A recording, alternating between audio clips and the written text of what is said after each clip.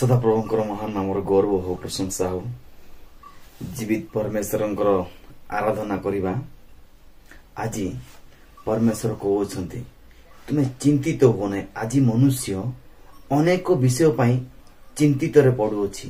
यही चिंता मनुष्य को आत्मिक जीवन रे बढ़िया देउना हेले। तेणु प्रभु कहते माथ्यू लिखित सुसमाचार 6 अध्याय एभली आम देखा पाऊँ चिंतित न हो, चिंतित हो ना। तुमर कौन प्रयोजन ताहा प्रभु जानती। आज मनुष्य आज खाइबा को नहीं, पीवा को नहीं, पिंधिबा को नहीं, आज भल गाड़ी नहीं, आज भल घर नहीं बोली सबु बड़े चिंता रे रुहे। किंतु मनुष्य चिंता करिबा उचित विषय नुह।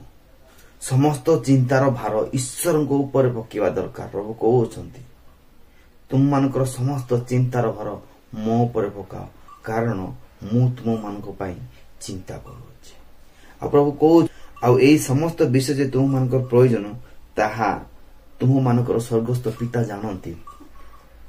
जदि आमर प्रयोजन कौन प्रभु जानु अछंती, आमर अभाव कौन प्रभु जानु अछंती, तो आमको प्रथमे कौन करिया पड़िबो तार तुमे माने प्रथम रे ताहांकर राज्य एवं धार्मिकता को अन्वेषण करो।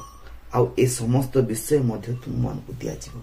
जदि प्रभु को आम हृदय आम जगह देउछे, प्रभु को जदि आम आमर प्रथम स्थान प्रथम समय आम जदि प्रभु को दउछे, ताहले आमको कौन सी विषय रे चिंतित हेबार आवश्यकता नहीं। प्रभु आम मानकु ए वाक्य द्वारा बुझिबा पाई शक्ति प्रदान करंतु एवं बुझिबा पाई सहायता करंतु। प्रभु ए छोटिया वाक्य द्वारा आम समस्त को आशीर्वाद करंतु। आमेन।